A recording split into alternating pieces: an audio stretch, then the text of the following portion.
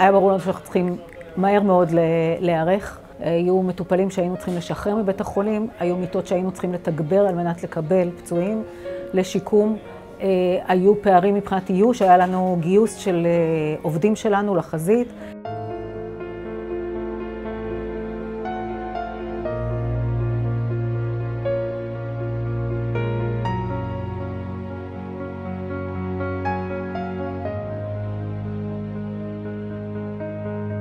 המשימה המרכזית זה להיערך לכמה שיותר מטופלים שיגיעו לכאן למסגרות השיקום שלנו ולשמר את השגרה של בית החולים גם במלחמה.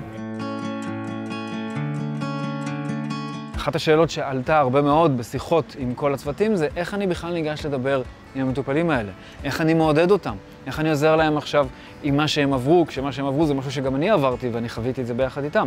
אחד הדברים המרגשים באמת שנתנו לי את ההרגשה של באמת שיש פה צוות מדהים, שהחבר'ה שלנו שיצאו לאפטר מהצבא, אז הדבר כמעט ראשון שהם עשו זה באו לפה לבקר, לראות מטופלים שעמדו להשתחרר, או לראות את הצוות ולבוא להגיד שלום.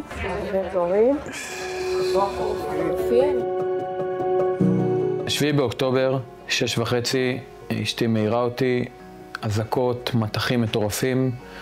אנחנו קופצים מהמיטה, רצים לחדר של הבנות שלנו. אני אומר לרעות, תקשיבי, יש משהו חריג בקיבוץ, אני הולך להתארגן ותנעלי אחריי את הדלת אחרי שאני יוצא. אני חוטף רסיס שניתז עליי מאחת האבנים שם כנראה, נכנס לי בלחם מפה, ומתיישב לי ממש מתחת לאוזן, ואני יורה חזרה למחבל ומצליח להוריד אותו ולהרוג אותו. ושניות אחר כך, אני אפילו לא מספיק לסרוק או להסתכל, אני מרגיש כאב חד מאוד בגב, מחבל נוסף שהיה שם ליד פוגע בי. היה לגיעה עם כאבים בכתף, עם שכמה מרוסקת וצלעות שבורות, עם פגיעה ריאתית, נשימתית. בקושי הרים את היד, אתה יכול להראות בהתחלה הגעת למשהו כזה, לטווח תנועה של משהו כמו 40 מעלות בכתף, והיום הטווחים הם הרבה יותר טובים, אפשר קצת להשוויץ. אנחנו עובדים על כוח, אנחנו עובדים על הסיבולת, יש לך מוטיבציה מדהימה, אייל עושה הכל בטיפולים. התחיל ירי לעברנו, אני שומע את הרבש"ץ שלי צועק רימון. הרימון מתפוצץ, אני מרגיש הדף חזק מאוד ברגל, מבין שנפצעתי, צועק נפצעתי. שיקום אינטנסיבי של פיזיותרפיה, ריפוי בעיסוק וגם איזשהו מענה לנפש. מה שנפגע זה העצב של הרגל, לאורך כל הרגל הייתה לי תחושת נימול מאוד חזקה בזמן האירוע. ואני זוכר איך שהגעתי לפה, ראיתי כבר אווירה שונה יותר נעימה, יותר חמימה. ברוך אתה אדוני אלוהינו מלך העולם, שעשה ניסים לאבותינו בימים ההם בזמן הזה. אמן. בשישי הוא נסע למסיבה עם חברו הטוב תומר. פסטיבל של שלום ואהבה. באותה שבת התקשר אליי ב-7:45 ואמר לי, אמא, סגרו את המסיבה. יש רקטות בכל הכיוונים, אני לא מבין מה קורה, אני מתחבא. להתקשר אלייך כל חצי שעה, אם אני אוהב אותך.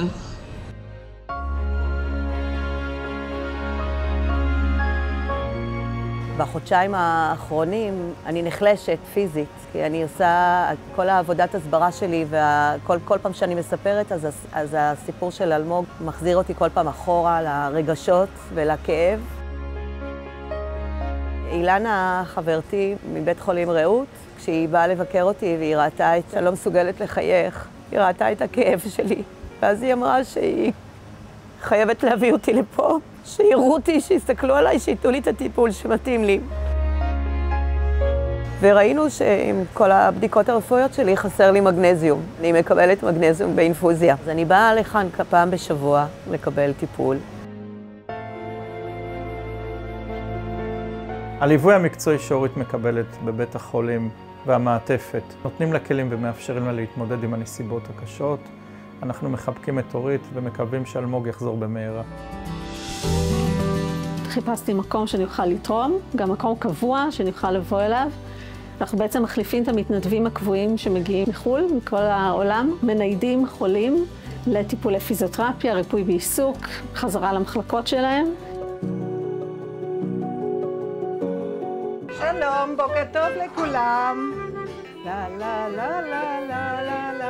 My friend said, you are crazy going to a country with a war.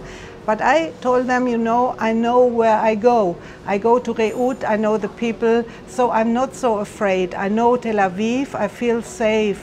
In the morning I go to the unit and I help them with the breakfast. I speak with the patients, I give them support. I came now from Germany to be here, to be with the people, that's all.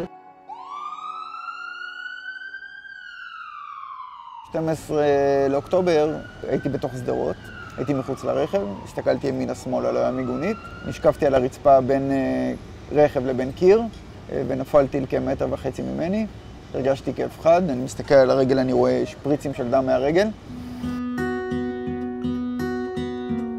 הגעתי לפה ב1 לפברואר, ברמה של אפילו נע לא יכולתי לשים, הרגל שלי הייתה ממש כמו בלון, והייתי על כיסא גלגלים במשך כמעט 5 חודשים. אני שבוע שעבר קיבלתי אישור דריכה על הרגל סוף סוף.